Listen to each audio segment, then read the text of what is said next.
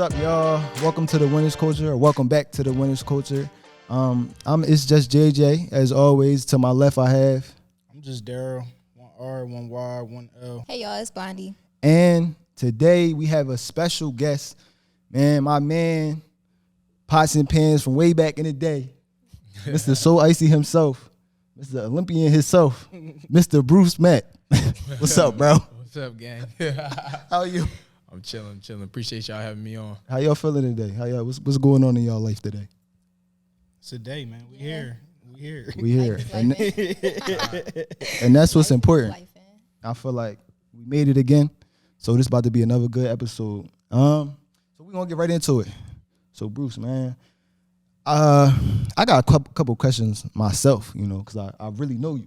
Right. So like, I want to know, how did you get started into the water ice? Like, what was the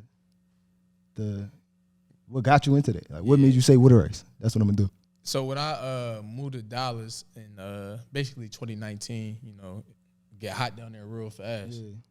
So all they got down there is snow cones, and that's their culture or whatever. So I was looking for some water ice, and I asked Maisha, I'm like, yo, y'all got water ice down here? Like, she knew what it was because she been to Philly. Yeah. And she was like, no, we just got snow cones. Yeah. So I play a lot of flag football. We be having tournaments to be hot. So I said, man, I'm gonna figure out a way just to bring some down just so people can try it. And Okay. I brought it down. People liked it. We had a little big major tournament coming up where it's gonna be like 400 teams. They're like, yo, why don't you sell this out here? So, Right.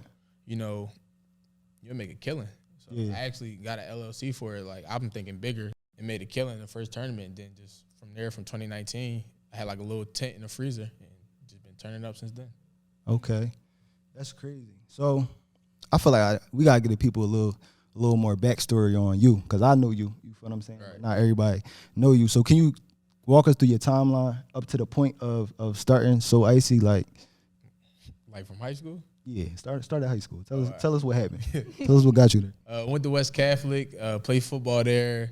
Then I got a full scholarship to Coastal Carolina. A full scholarship to Coastal. Let's not overlook it.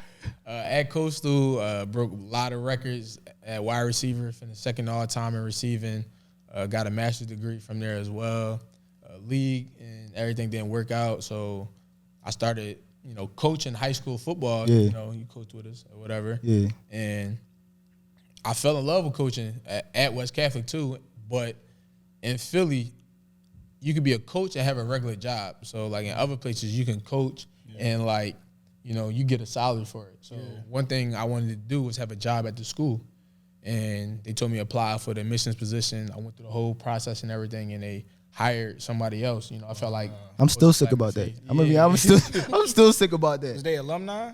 No, that's the crazy. That's even crazy. What is we doing? They you feel what I'm saying? went to like a rival high school. Which, it ain't got nothing to do. They feel like you're the best person for the job. But bro, they was hating. We had just gone to the state semis. yeah, we went to state semis or whatever. So, That's once crazy. I didn't get the job, I'm like, I can't, just try to coach and like live off of that in Philly. Yeah. So I decided to move. So I moved to Dallas. I was in like a long distance relationship. She lived in Dallas or whatever. So it just seemed right. And I loved every time I went down there. It just felt perfect. So I moved down there, and they actually tried to call me back. We had like a little situation at the school with one of the coaches, and they asked me to come back, and apply for the head coaching position. And I'm like, look, I still need a job at the school. And they tried to say, why don't you apply to be the business teacher? I'm like, how much a business teacher make? They're like, $42K. I'm like, how much you make with a master's degree? Right. They're like, $43K. I'm like, yo, I'm going to be a head football coach living at home with my parents. Like, how that's going to look? So I just chalked and started my life in Dallas. Wow. Yeah.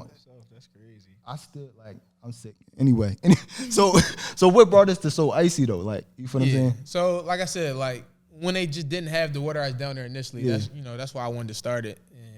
And now it just turned into something crazy. I started with like a tent that you can buy from Dick's. Yeah. Like if you know anything about running a business for outdoor events, that ain't gonna last if it's windy. That's So I just remember this one event, man. It was like bad, bro. Like It was super windy. I'm trying to sell water ice. I'm out there by myself though too. Like I don't got no employees at this time or nothing. That's crazy. So I'm out there trying to sell water ice, take money, and trying to hold a tent because it was windy. Like, I just remember I was looking bad. That wasn't my first event, but that's when I knew like I really had to get my like stuff together if I wanted to do this. Wow. What about the name So Icy? Yeah. How'd you come up with that? Like, man, it just came to me. Really, I was trying to think of like 1,000 different names to come up with. Like I didn't want to call it Bruce's Water Ice, because. Don't nobody in Dallas know what water ice is. Right. Everybody at the field kept calling it icy and stuff like that. It's not like the song So Icy was playing or anything like that. So, but I don't know. It just clicked to me. I was coming up with like 1,000 different names trying to come up with it, and it just clicked, and everybody called it that. They don't even call it water ice. They call it So Icy. So was that your first business venture, or did you have anything that you dibbled and dabbled with before that? Yeah, that was really my first business venture. I ain't never think I would own a business. I ain't gonna lie to you. I thought I was gonna be like an accountant or that's or a football coach, something like that. Cause I got a master's degree. I went to college and everything. I was always just like a solid student or whatever. Yeah. So I thought I was just gonna have like a solid 9 to 5, make what I make. Wow. So that was your first joint, and it blew up from there. Yeah, it took off. What was it like going from being an athlete to being a business owner, or being a coach to being a business owner? Like the transition from athletics to business. Well, being a coach, I feel like it didn't feel like I was a coach. It was just normal football stuff. I think football in the back of my head all day. Being a business owner now, that was similar to being an athlete as far as like the hard work and everything you had to put in there. So like I catch myself today, like I still find all my own events. It's not like I got a storefront or I'm posted up, at a certain location every day. I do like anywhere from 60 to 80 events a year, like with my food truck. So I still go on Google. I might Google this city, like, okay, they got a festival coming up, or, they got a soccer tournament, That's how I was doing it last year, and now a little different. I don't know if y'all want me to jump right into it now, but, Are they reaching out? They reaching out to you? They reaching out to me now. Yeah. So I just found my niche with it, Yeah. So festivals are cool. Yeah. But you sharing a lot of the profit, with other food trucks or other businesses and stuff like that. But with sporting events, and they reaching out to me now, I'm the only truck there, So now, But now what I just did, like as of this year, now I'm getting concession stand contracts. So I'm going to baseball tournaments, I'll pay the staff, and we selling the same stuff too, just out of the concession stand. We'll have like water ice, we'll have cheesesteaks, cheeseburgers, pizza pretzels or whatever, just out of the concession stand now. So now I have, I'll be in the colony. I know y'all know what that is, but that's in Dallas. I'll be set up in the colony for this baseball tournament, but the food truck will be, in downtown Dallas somewhere. So now I got both incomes coming in. So just a quick question. For those who don't know and they listening, what was the process like getting the different contracts and things like that? Because even scaling in that nature, a lot of people might get started in business and not know how to grow it, how to scale it. Like even with us, we just went to the Roots picnic. Right. But like how to be able I'm sorry, my fault. We did not go to the Roots picnic. Blondie was there in spirit. Daryl and JJ went to the Roots picnic without me. You was there in spirit, though. She was, you know what I mean? Also Beats, he was there. And Beats. The three of y'all left me out. I should have just left that out. But my point is, like, when people get started in things, how to make these connections to get further in business. So what was that like for you? What was that process like? My thing is ask a lot of questions, with other people who may do the same thing. Don't be afraid to reach out or, and Philly act like, I don't know if I can cuss on here and stuff like that. No, you can say what you about to say. So, like, don't seem like you and because somebody else might be doing something. Seriously, that is, yeah. Right. So let me just real quick. So I got a friend in Dallas. I met him through flag football. He came up to me one day. I'm playing on this team. He said, like, yo, how serious are you about So Icy? I don't got no food truck or nothing at this time. I'm real serious about it. I think one day I want to do this for a living. This 2019. I still got a job. I was being like a financial recruiter. But he said, what if I tell you can do this as your only job? I said, well, talk to me. So he talked to me about, the different events and the festivals. That's how I really got into it. And once he really showed me how much he was making and everything, I'm really asking questions. All right, what I got to do here? In, right. Okay, I got to get this permit for this city to be set up here. Okay, I got to get, this certificate here, like a food handling manager. Okay, so I'm asking a bunch of questions. And then, we talking every day, and he started getting concessions. I'm like, how you get that? He's like, they reached out to me. So it's not really a hard process, as long as you got all your certifications, you could be the person for the job. How I got these concessions in the colony, they reached out to me. You know, so I actually just became like a household name in Dallas, word of mouth and stuff like that. Yeah. And that's just really how I got the concessions. But I just asked a lot of questions though, you know, from somebody I knew who did it. And then at other food truck events, everybody talking. Right. You know, they won't say, oh, where you get this AC done at? Or where you get this at? No. Where do you set up at? How did you get there? You know, I'm asking 1,000 questions. Yeah. I feel that. So I want to know, like, I'm going to ask this question to you first, and I'm going to ask it to the floor. Like, is there any skills that were transferable across your journey, like from football to business ownership? Like, was there any principles that stuck with you that helped you do, you know what I'm saying? Really just the hard work portion, you know. If you lazy with the business, you're going to get lazy results. You know, I was never a lazy football player. I was never really a lazy student, you know.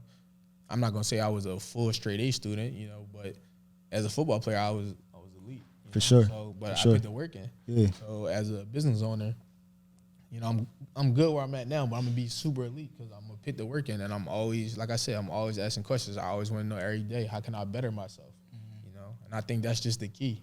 Yeah. Just don't be afraid to be great and don't be afraid to go through the process. Yeah.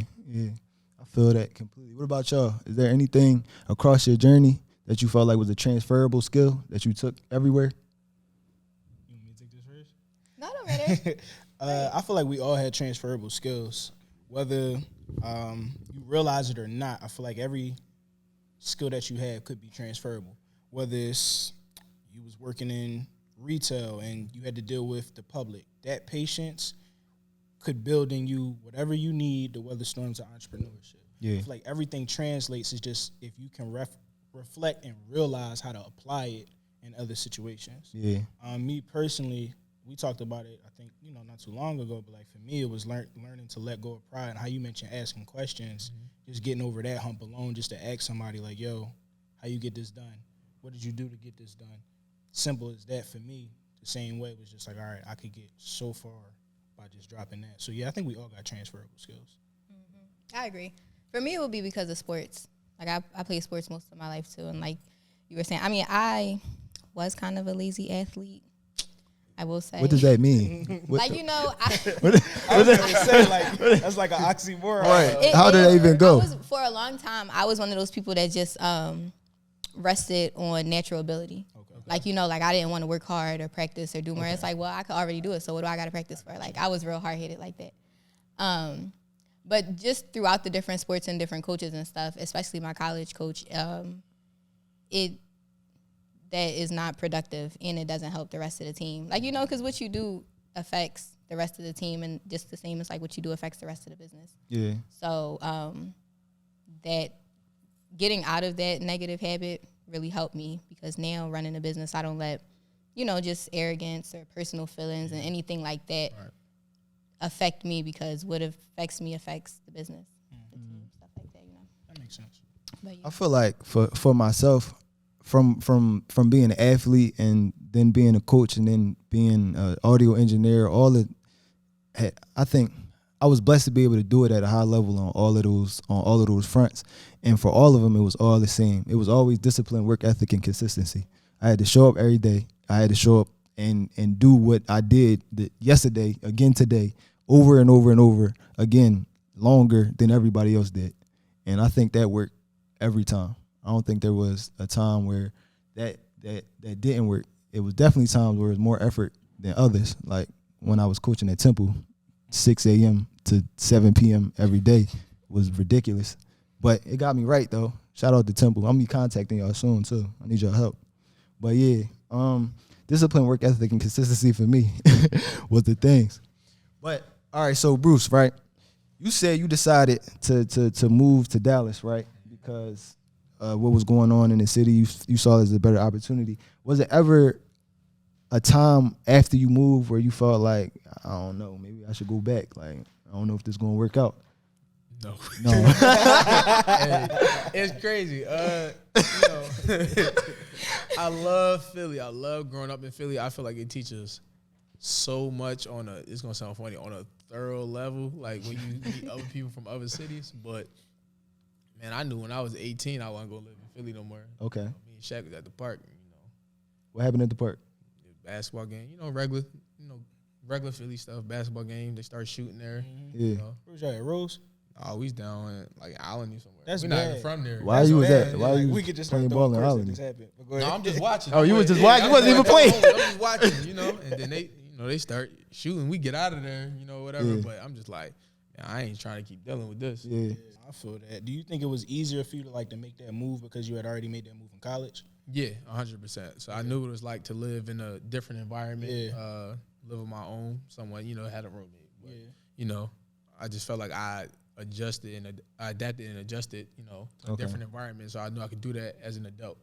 That makes sense. Do you have like any teachable moments that you felt like came from taking that leap? Like as far as the Dallas move or moving to Dallas. I would say not really. I just like if you out there and you trying to move, just don't be like afraid of it. I know a lot of people who tell me they want to move to Dallas, but they might not think they got enough money saved up here and there. Like, man, you really just if you can save up enough money to like 3 months worth of like rent or something like that, it'll take a month or two to find a job. Don't nobody want to work nowadays, so jobs is hiring. And just don't be prideful about having a 9 to 5 right now. I know a lot of people in our generation seem like they prideful to do that. I would have did that if I had to. If it was, so I didn't just, right. You was trying to. Yeah. Right. I think that stops a lot of people from leaving the city, honestly. Like, pridefulness, having to go to another city and maybe, work 2 jobs or, however many, something out of your field. But that's just cheating the grind, though, That's like we true, talked about but it. Like, your time gonna come, what I'm saying? Like, just don't cheat the process, don't cheat the grind. Just don't be afraid, of change and afraid to work hard to get there. So I asked if you had any teachable moments that came from relocation. Do you have any good or bad that came from your experiences thus far in the business? Oh yeah, for sure. No, for sure. So like obviously, bad was the presentation. So I started off with a tent. I had a tent from Dick's. It was terrible. So I asked questions. Yo, y'all got a nice tent. It don't blow away in the wind. Where can I get that tent from? So I found a steel tent. I got some. So you weights. was going to people at the spot. So my friend's named Brandon. They own a business called JBW in Dallas. They sell like corn dogs, fried Oreos and stuff, a bunch of carnival food. So I'm set up next to them. They bring me out to an event. Matter of fact, they bring me out to the colony where I now have the concessions at, right? And my tent, I'm holding it so it don't fly away like the Wizard of Oz, And they're next to it still serving regular. They tent's not moving. Yeah. I'm like, what kind of tents do y'all have? Like, these is crazy. They're like, oh, it's like steel tents. You get it from here. So I got it from there. It was like $650. I just still work a regular job. So I just saved up. I bought it. I got some weights. I had some the things that you tie it with. And I did that. So, I asked questions or whatever. So, and then from there, what was next year? 2021 PPP loan came out. I used the PPP loan to get a truck. It was up after that. Legally. I got it fully forgiven, but that's how I got my food truck. And then from there, I had to figure out what I needed as far as permits and certification to get a food truck. So that's like I don't mean to have a run on your question, but the teachable moments was I had to go through that bad moment to learn how to have presentation and get more customers, and it led to something else. Went from having a nice tent, then we all got blessed during COVID with the PPP. Now I got a nice truck and a nice tent. Right. And that what made the good now, because now I have. If I want to have a truck here, I want to have a tent here. That's 2 incomes now. Yeah.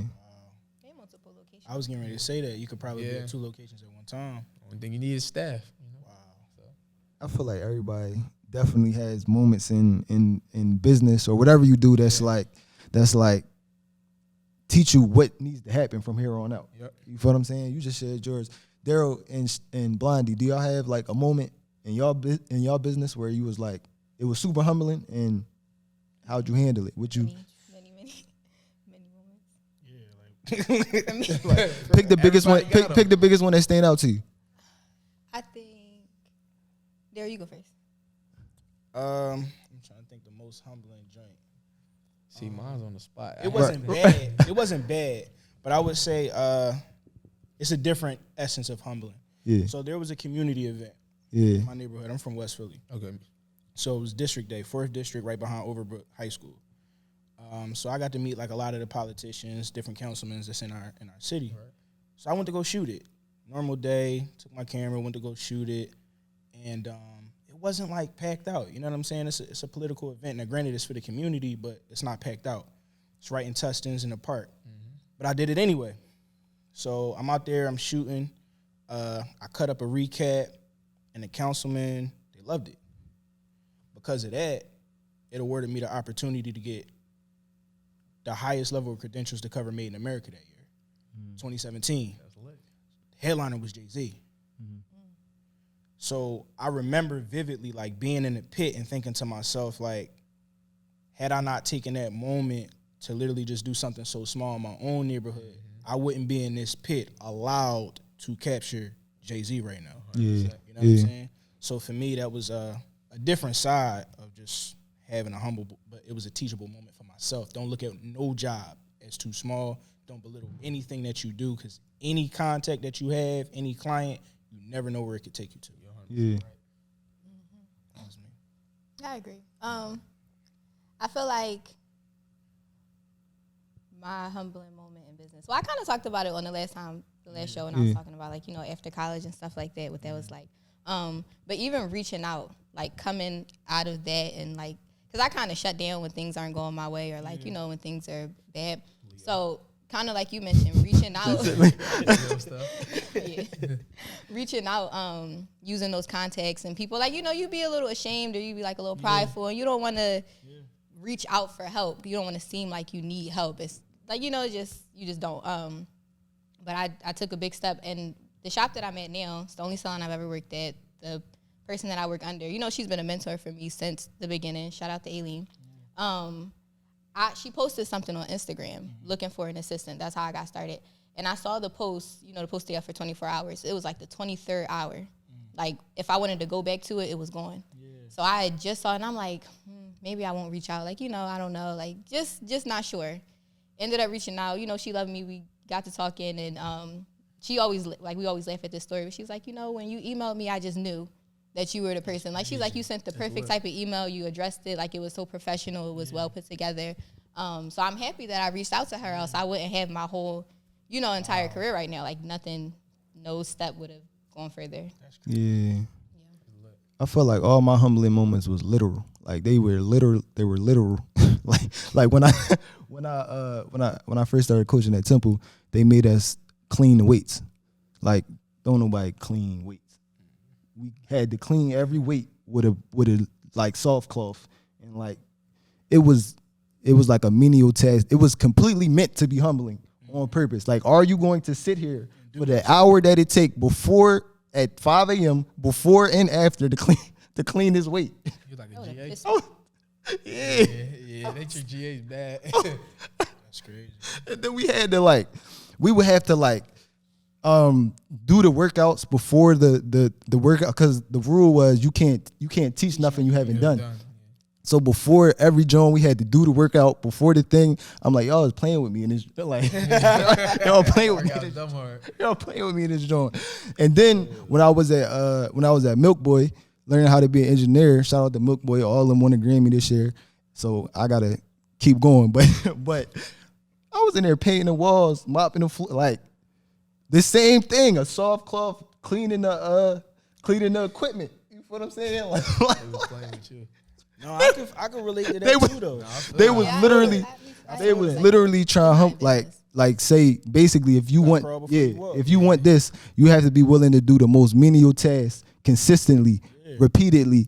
And I mean, obviously, some people who quit. There's some people who said, "This, I'm not doing this. Like, I'm above this." Right. Exactly. But at the end of both experiences, at the end of every experience that was like that, it was more than worth it. Like, all the connections I made, all of the people the respect that I got from the people because I was able to stick it out, and what I learned, like that amount of knowledge was invaluable to me. So to all the people out there, and you doing something, and it seemed like you trying to get something, and it seemed like they got you doing a menial task, or it don't matter, or whatever the case would be, it's light at the end of the tunnel. It's hard, but it's light at the end of the tunnel. That's a fact. Real right. But when it comes to back to Bruce, when it comes to your like not menial tasks, but like basically what habits you have in place to make sure business run consistently at So Icy? You know, when you go to an event or whatever, what do y'all do to make sure everything goes smoothly? What's that process look like? I guess like on setup day, like, you know, we try to get out there like an hour before. Yeah. You know, just make sure everything right. You know, the exact money in the cash register. We got the grill going, propane filled, just kind of like just a checklist. Yeah. Make sure you got all your supplies ready. You know, pretty much everybody gonna know their tasks by the time they get there. Like, okay, you got the cash register, but if it's super busy, you got to scoop. You got to scoop. This person right here, she might be running, you know, making pizza pretzels or, you know, hot dogs if it's baseball or whatever, and then Walt on the grill, he got the cheesesteaks and he got the cheeseburgers, you know. So, like, everybody knows their assignment ahead of time, you know. I'm like a super planner, you know. I can have one event that whole weekend, but we're going to make sure that one event runs sharp, and you're going to know it at least by Wednesday. Like, this is what you got. And do you write the rules out? Like, how do you? Everything in my notes on my computer. Okay. You know? So, and I'm sending to them. I'll probably get on their nerves about it, you know, because I just want everything to run, like, perfect, you know. Yeah. So, yeah. It ain't going to be perfect. You know, you're going to have somebody complain, but that's just how I am. What's How your? big is Yeah, go ahead. I was gonna ask, how big is your staff? Like, is it a lot of people? A lot of, mostly like a lot of part-time people. So I got people who play flag that say, hey, like, you know, can I work like this weekend? But mostly like consistent staff, I probably got like 4 or 5. Okay. Yeah. You got a pretty big staff. I didn't even realize it was that big. We solid. We're a solid team, you know. And then I got, you know, some people like Shaq. If Shaq want to help, Shaq be playing. He say he can grill. That's true. No. That's Never put him on a grill. Shaq, like, how Shaq help, he like to be the runner.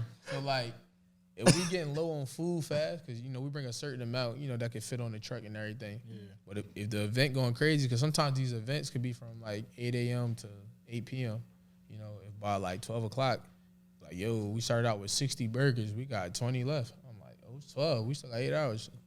Shaq going to the store, you know, whatever, he getting more. Like, so that's his job. Or I might do that, or, you know, be cold or somebody. That's what's up. Was it a moment for you when you knew, like, this is stamped, like, it's solidified, I'm good, like, we made a present here and we feel like, was it a moment for you distinctly where it was like that click for you? So 2 moments. So last year when I seen how much I made, I was like, okay, you know, I said, I think we can do something with this. Okay. Then this year when I seen, like, we made this in April. Like, it ain't even fully, like, hot yet. Yeah. Then just seeing May, I'm like, yeah, I'm stamping. I'm stamping. Then people reaching out to me constantly, like, every day, like, you know, whether it's a business, somebody want me to do a private pool party, or, you know, just this person say, hey, can you run my daughter's birthday? Or, what a truck even going to be parked at on a Tuesday? You know, just people who, like, just constantly reaching out. I'm like, yeah, like, this the one. I made the right decision. That's what's up. That's a good joint. So, where are you planning to take it from here? Like, what's the next steps? I definitely want to take it West Coast. So, like, I watch a lot of stuff on other people who run water ice stuff, you know, and I feel like I shouldn't interfere with what city they got going on. Like, I shouldn't bring a So Icy to L.A. when you got Happy Ice, you know, or try to even bring it back to Philly. We can get water ice anywhere, you know. I want to bring it to places where I feel like they don't have it, like, you know, a couple cities I got in mind. Just leave it like that. You know? But I definitely don't want to interfere with anybody else, like, you know, that got water ice popping in their city, you know. I feel like there's enough money out here for all of us. That was a great plug. Shout out to this man know what he doing. What's the other question? Okay, so this probably gonna be my last question before we start to wrap it up. But like, you as you more than a water ice salesman, right? Can you talk about the flag a little bit? How you got involved in that, and the balance between, because you like an Olympian in flag, you a national flag player. So like, how do you balance that and your business? Just trusting a great staff, you know. Trust them just to run the event when I'm going. But flag is different. I actually throw flag tournaments too. So when I got in the flag, like I said, I asked a lot of questions. So I got in the flag. I just play in tournaments. I'm like, dang, it's like 400 teams out here, and I know like registration like 350. So you know, I'm calculating doing the math. Doing 350. Like, all right. So I start talking. Some of the directors like, so how much y'all making off of this? If you don't mind me asking, I ain't trying to like rob you or nothing. I'm just asking, you know. So they start giving me specifics like, you know, well, you got field calls, you got your referees, you know, you might take care of some travel stuff, but yada, yada, yada. So I threw my own tournament. I kind of got like a name off of flag football. You know? I threw my own tournament, first one in like summer 2019. I'm still fresh in Dallas, but like I'm kind of like known through the sport. Yeah. It was cool. I had like 16 teams out there, you know. I made, you know, some good money. Then I threw the next one in 2020. I got like 40 teams out there. Then I just threw. During COVID? Yeah. I ain't gonna hold you. Dallas never like shut down. I know Dallas in Atlanta was like. Dallas never really shut down. I know about Atlanta. You know, as it got better though, you know what I'm saying? Like, but you know, we still had like some events with the truck. And it's outside. We survived COVID doing like deliveries and stuff, you know. Makes sense. But this year, I got 3 tournaments. Wow. So I threw one in Dallas. I had like 70 teams. It was crazy. It was a little overwhelming. I kind of like showed up 20 minutes late to my own tournament. I overslept. But I know it was crazy. It's terrible, bad business. But I had a good refs, and everybody like knows me there and like was so understanding and everything. But we bring in good money, and I'm partnering with Jalen Strong, who I went to high school with, former NFL draft pick. We're throwing a tournament in Arizona in 2 weeks at Arizona State. He went to college there. So I like, dang, we throw a tournament at his college. I reached out to my college. Right. I'm throwing a tournament there July 30th, you know? My man. So crazy. But that's like the business side of flag. But, you know, you talk about the Olympic part. I play on the national flag team. A lot of people don't know that it's an Olympic type sport. So I just came back from Israel in December. We won the world championship there against Mexico. Then in February, we played against Mexico again, like for the rematch. And NFL Network was there. The Olympic Committee was there. You know, they just wanted to show that like the sport was basically lit. You know, that like we could have this in the Olympics. Yeah. So we got invited to the World Games this year in July. Like, and we're gonna be there with like a whole bunch of other sports like softball. I think track and field might be out there. Yeah. And it's gonna be televised. Like NFL Network, you know, filmed us. They actually came to the tournament that we just had in Arlington. Yeah. You know, they filmed my truck and everything. Like, you know, get a little extra publicity or whatever. But it's gonna be lit, and it's gonna officially be in the Olympics in 2028. They're trying to push for it for 2024, but 2028 in LA, like flag football will be in the Olympics. Wow, that's crazy. So what was that like for you? Like playing on it? It was lit, you know. Everybody, you wouldn't think somebody from Thailand know who Bruce Mapp is. Wow. Or somebody from Panama might know who I am, but they follow the sport so much here, you know, and it's through might be through YouTube or it might be through like just Facebook Live videos, you know, because obviously not on TV besides something called American Flag Football League. It's played on CBS Sports. But they follow that and they know who you are. They want to take pictures with you after the game. They want your autograph. If I got these gloves on, they're like, can I have your gloves? Like, you know? And then they bringing gifts too. Like it's super lit. It's fun. Is it similar to the love you was getting at Coastal? Or is I got a lot of love at Coastal. I was just known in that city, you know, city of Conway's right next to Myrtle Beach or whatever. So that was the only thing that was there. So, you know, we was pretty good and they knew who I was. They knew it. So everybody know who Bruce Mapp is. Not everybody. A few people though. I was wondering how you got that chain. Now I understand. Oh, that's my homie, it's my homie, man, rest in peace. Yeah. You know, so Icy helped pay for this. So if it's any young black boys from West Philly looking to be an entrepreneur or play on the Division I level or play national flag football, do you have any advice for them? Same advice in everything in life, man. Just don't skip the process, work hard, ask a lot of questions, and, you know, listen to your mom, listen to your dad, you know. Just do right. Just do right in life, do right by people, like good things will come to you, you know. Man, appreciate you for coming today. Definitely. You know, another episode of the Winners Culture.